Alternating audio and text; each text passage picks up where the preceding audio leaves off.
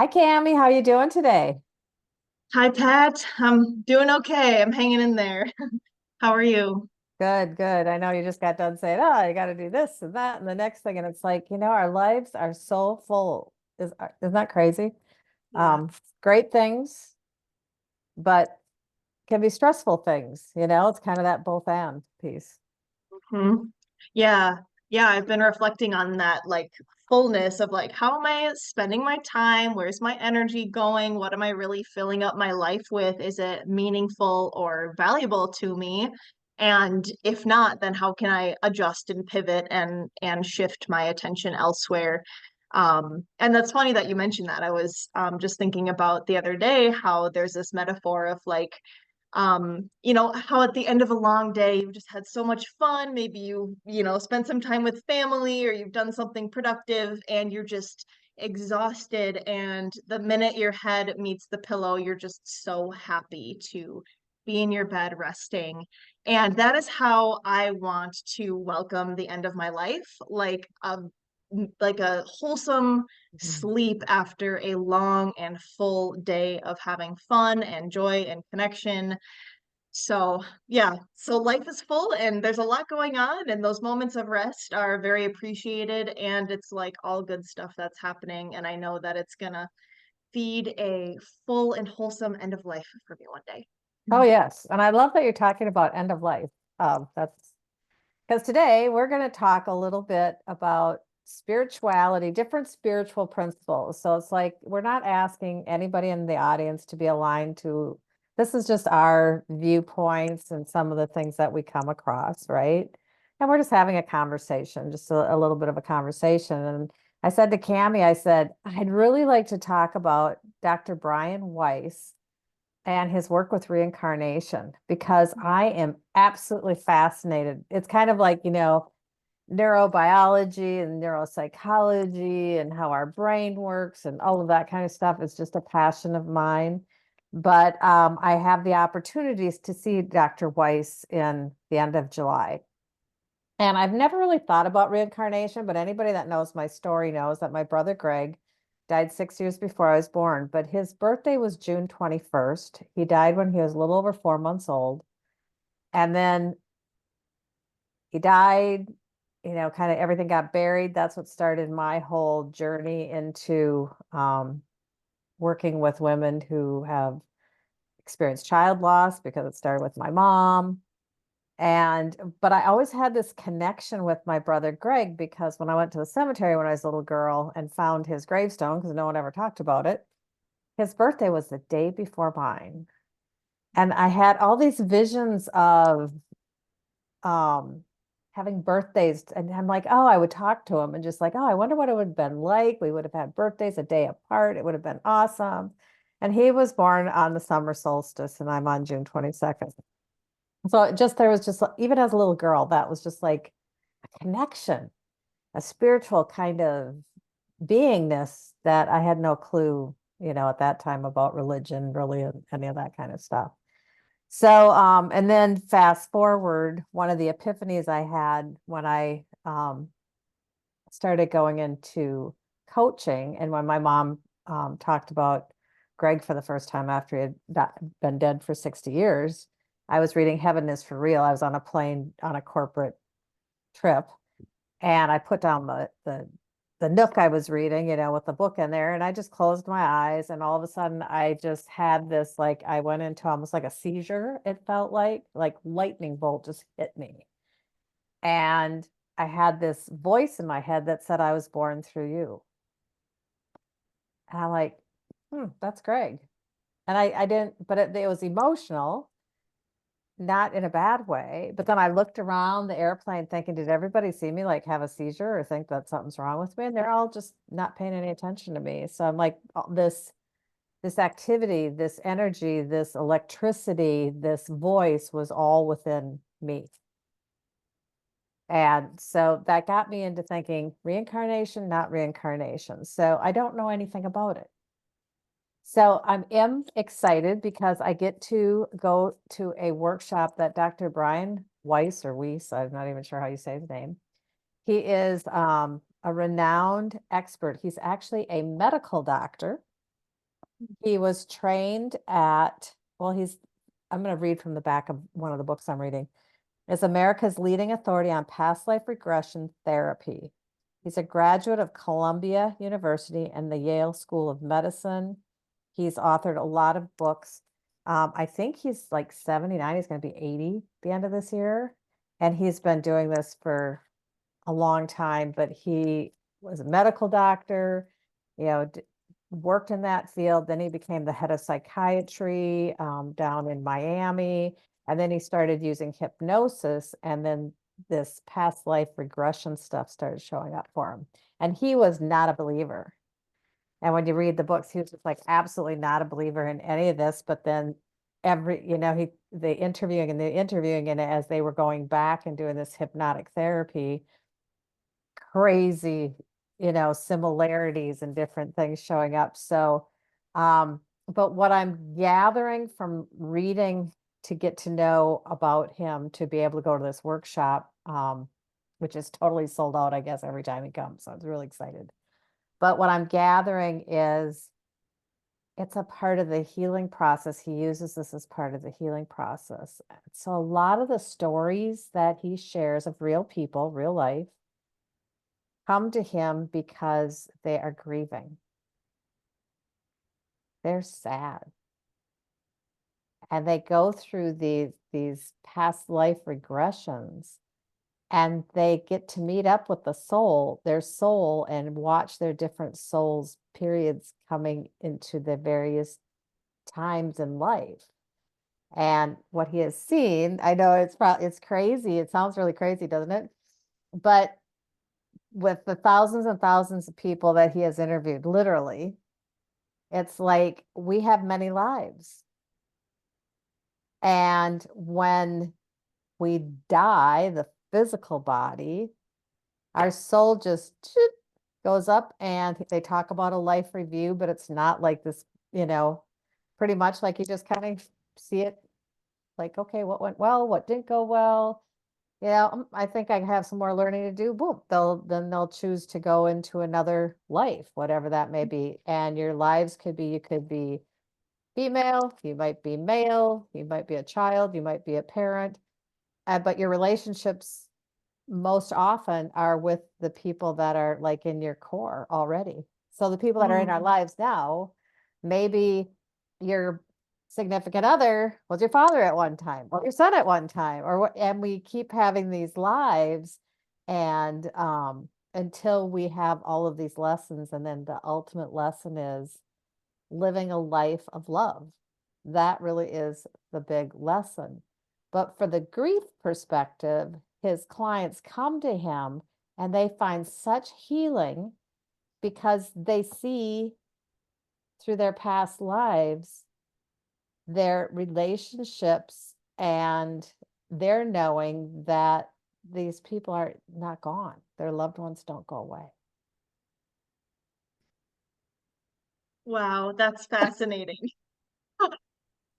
Like, how do you unwrap all that stuff, right? I mean, I'm such a believer when it comes to all of that kind of stuff. I'm very open-minded, and I like to explore those, all those opportunities. Now I'm like, wow, I would love to do a past life regression and see what comes up for me. But that's curious how people in grief are like, I mean, this has been just a wholesome experience for them to like connect with their people and to realize like, yeah, maybe you're physically not here with them anymore, but like energetically, spiritually, on a soul level, like you're still very much connected.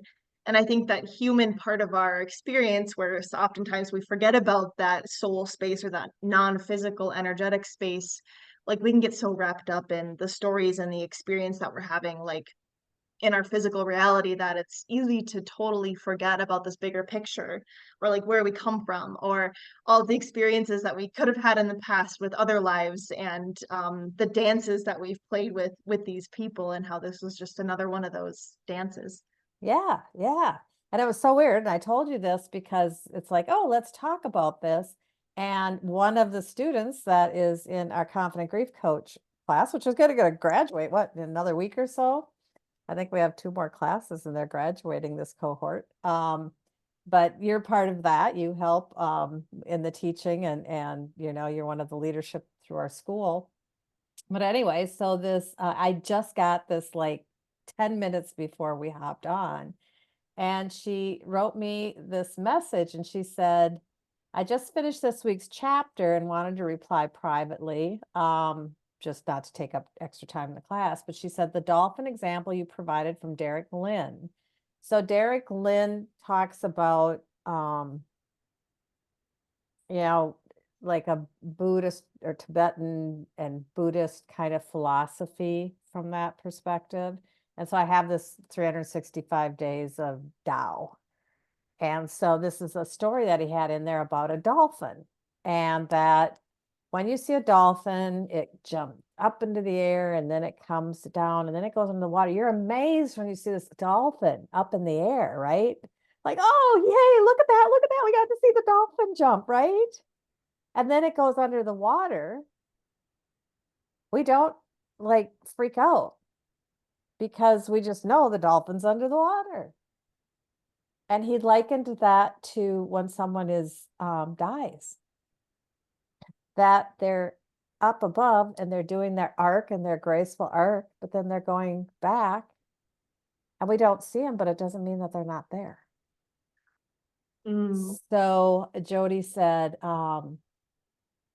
she sent me a clip, and it's from a show that I've never watched, an NBC comedy series a few years ago called The Good Place.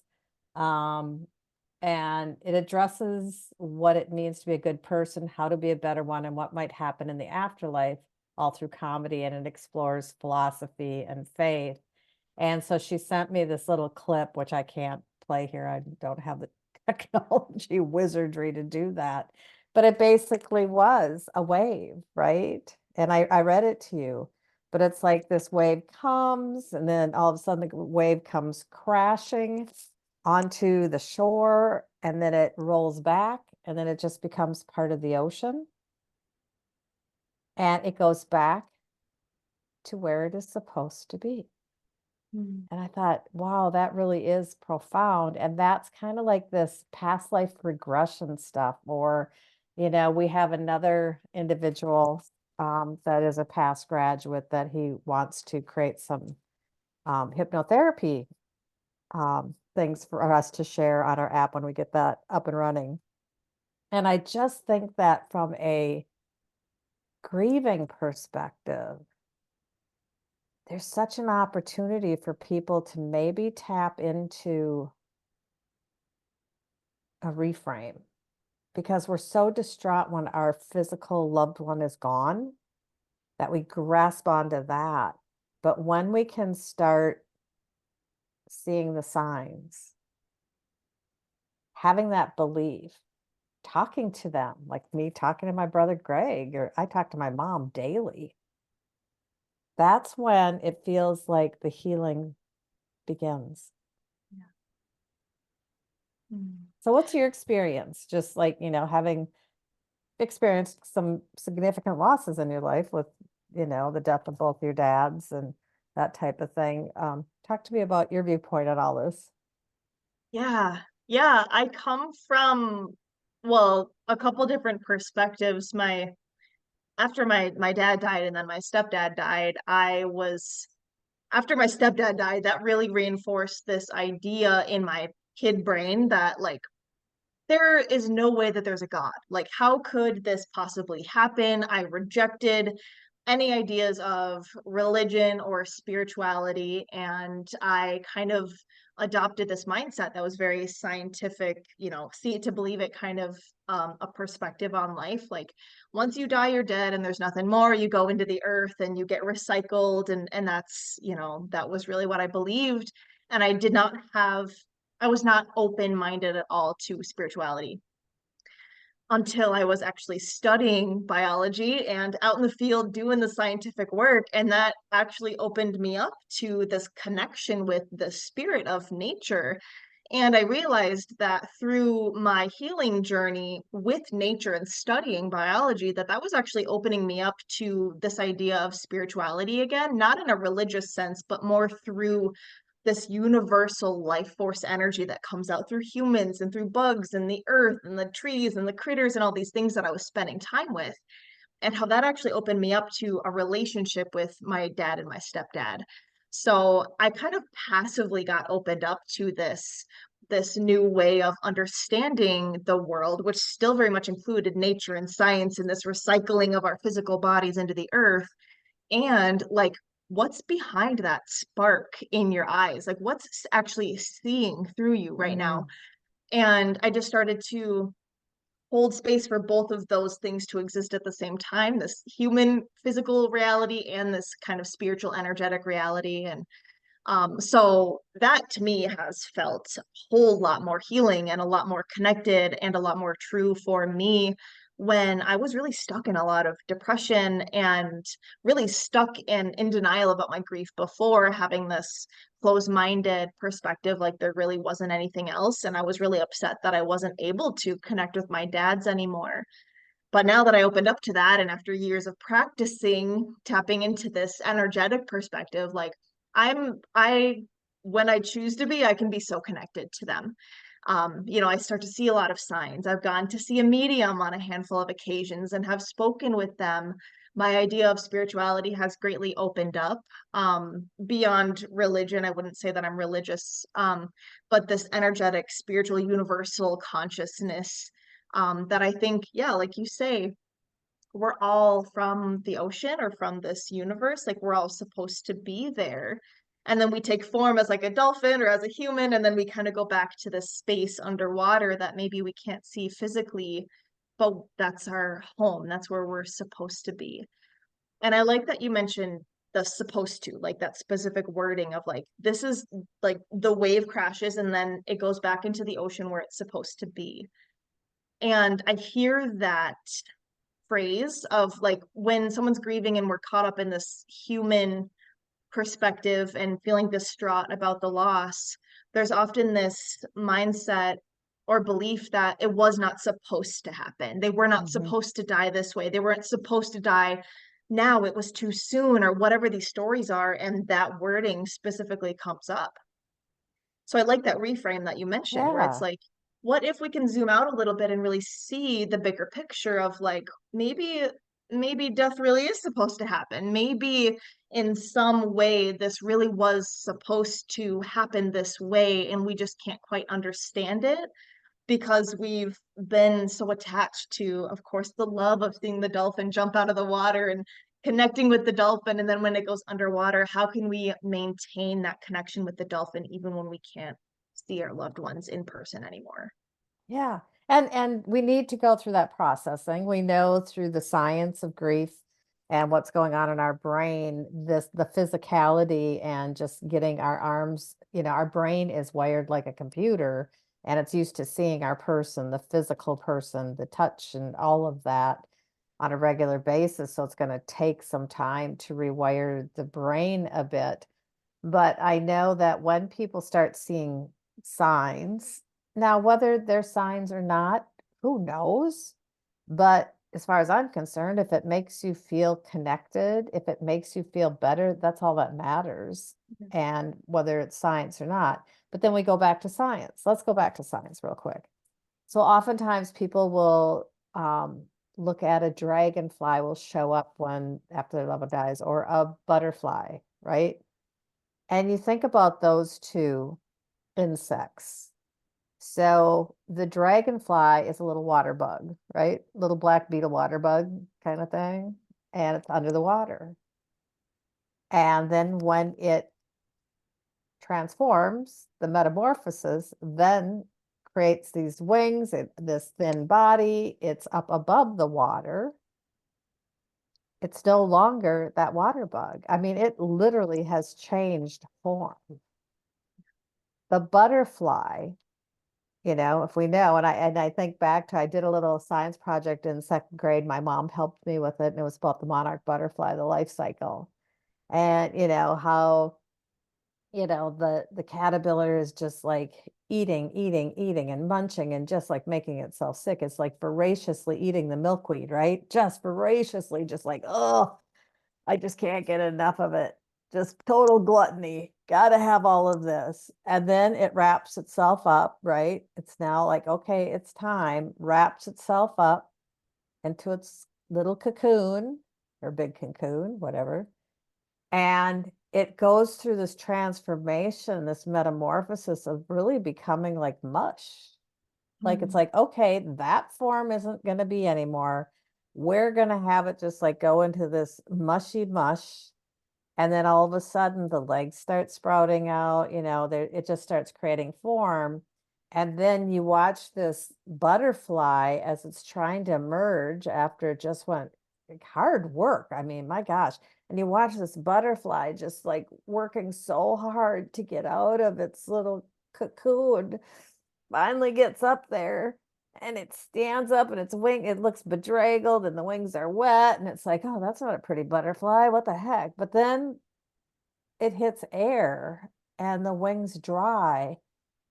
And there's this beautiful, exquisite creature that now is no longer crawling on the ground, but flying in the air and going from flower to flower and just giving us such a true experience of what really does happen to energy, including our own bodies and our spirits.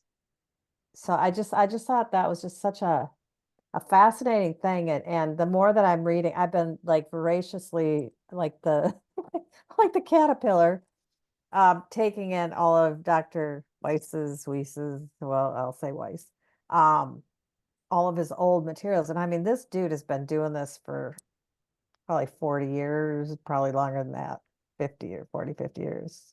Since the 70s, probably is when he started doing all this. And it's just like, I so see it now. And all these things that I didn't connect the dots, it's like, wow, this totally makes sense. And I'm starting to even feel within myself where I think I've had some past lives. And I remember not even having any, because with my brother Greg, I never really thought of it like, oh, that's his soul that came into my, I thought we were two separate souls. I just always felt that way. But I don't know. I'm hoping that I go under regression when I go to this thing and have a lot more to report on with that. But I always knew with my mom, I love my mom, and we were best of friends and we were worst of friends. We went through the whole gamut in this lifetime. And I remember probably about 10, 15 years ago, not knowing anything about past lives or anything like that, but I just had this sense that she and I had done this dance many, many, many, many, many times. And it was during one of those difficult dance times that we were having on this earth. And I just said, this is the last time we're doing this dance. It's going to get healed here in one way or another, because I'm not doing this dance with her again. Because I just felt like we had done this lifetimes. And I feel so good because with her, when she died in 2021, signs immediately showed up before even the people took her out of our house. And extraordinary signs. And still today, it's daily. All I have to do is call on her and I'll be there. Is that a Michael Jackson song? So yeah, I just wanted to share that, because for those who are supporting the grievers, if you're like Cami and I and you're working in the grief support space, it's your profession, it's what you do, your vocation, your ministry, whatever you want to call it, there are opportunities to take someone maybe on a different reframing perspective and see if they're willing to try on some tools. We do that in our program, right? Like talk to your loved one. Maybe write them a letter. Do you see the signs? Because once you start opening up to it, I've seen healing occur with my clients where when they've been closed down, like I don't see anything, that kind of limits them and keeps the grief so deep and hard to walk forward. Yeah. And so and then if you're listening to this and you're grieving, Cami and I have been there, and we know that once we can open up to maybe a different way of thinking, and science to me is very important too, but I've always had like this metaphysical sense since I was a little girl. You really dived in and said, nope, I'm done. No, no, no God, none of this kind of stuff. But then you shifted because you went into the scientific mode to find that energy. I look at it as an energy, as a collective energy, that we are all one. Yeah. And that when we die, it's just this earth suit. But when we're grieving, that doesn't feel so great either. And I'm going to No. acknowledge that. It took me many years of exploring that space and deciding that this was my belief system until I was able to decide, okay, maybe this isn't quite serving me anymore. So it's okay if you're there, and it's okay if, like, these things sound really foreign or woo-woo or whatever the judgments might be. Like, that's okay. You can honor that and sit with that. And I would encourage you just to explore a little bit and see what other possibilities might be out there that still very much could support you in your journey, because I think that connection, in whatever way that means, for me, it's like signs through talking with my dad, through birds that will come as messengers, through flickering lights or songs on the radio that come on at the Yeah. weirdest times, right? Like, it's them, and then it's just like, oh yeah, thank you. Like, that connection is comforting, and I know that's been a really helpful part of my process, and what I've seen with my clients too, is like that connection is really the antidote to feeling so alone and so disconnected from them, feeling like we're going to forget them and like they're not here anymore. So, in whatever way that connection looks like to you, I say explore it all. I think there's no wrong way of having that, or no wrong way of believing how things work in the Right. universe. But just to question, like, is this really supporting you? Is this really true to you? And if not, how might you be able to explore some other options too that might feel a little better? Yep. And I just like going back to like the Dr. Weiss and the past life regression. What I'm getting from I've been listening to audiobooks for weeks on this, and now I'm reading another book of his, but it's about the comfort in knowing that people who are important to you in this life have been important to you in past lives and will be important to you in the future. It's not like our souls are connected, and there is never a disconnection of our souls. And I mean, you can take it or believe it, but I think even wouldn't consider myself a religious person. I don't belong to a formal religion anymore.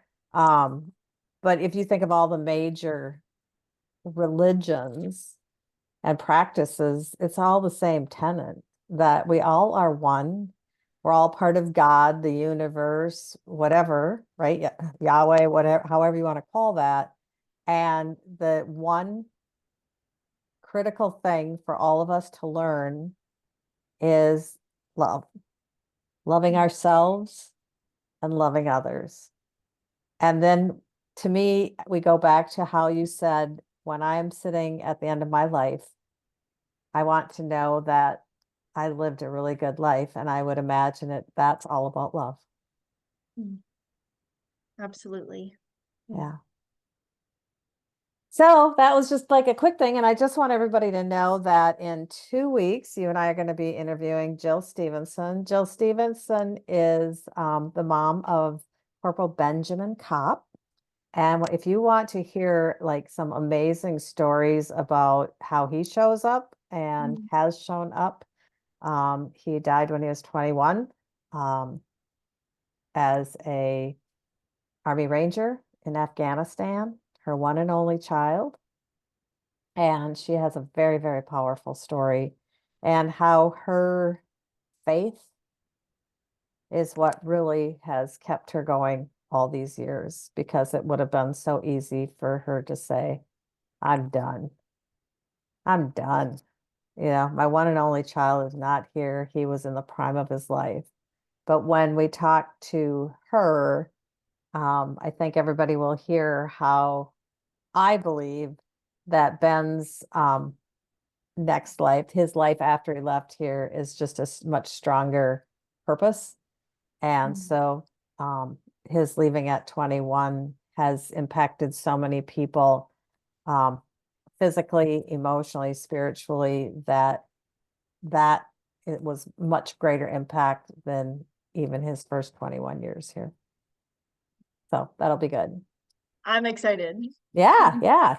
So anyway, and just a reminder to everybody, like if you ever want to talk to Cami about her embodied grief support, she's the one that really taps into the body and the embodiment and getting into your physicality along with the emotional and all of that.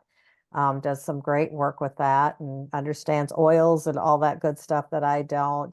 And Cami and I are both, leadership at the Confident Grief Coach School, and we're going to have both our 14th cohort graduating in June and our second advanced cohort graduating in a couple of weeks here. And then we're opening it up. So come fall, we're going to have more classes available for people. So if you're interested, there's a link in the show notes where you can check us out. Yay. Well, yeah, hoping to see more of you in the comments and just corresponding with us. We do this for the connection, for the community. So if you have any thoughts or comments or want to get in touch with any of us, please, I would love to be in touch with you all. So thank you to everyone who tuned in. Thank you, Pat, for sharing these beautiful stories and resources with us. And you'll have to keep us posted about how this immersion goes with Dr. Weiss because Yeah. I'm fascinated. I am too. So, all right. Well, thanks, Cami, and thanks everybody for listening. Thank you. Bye bye.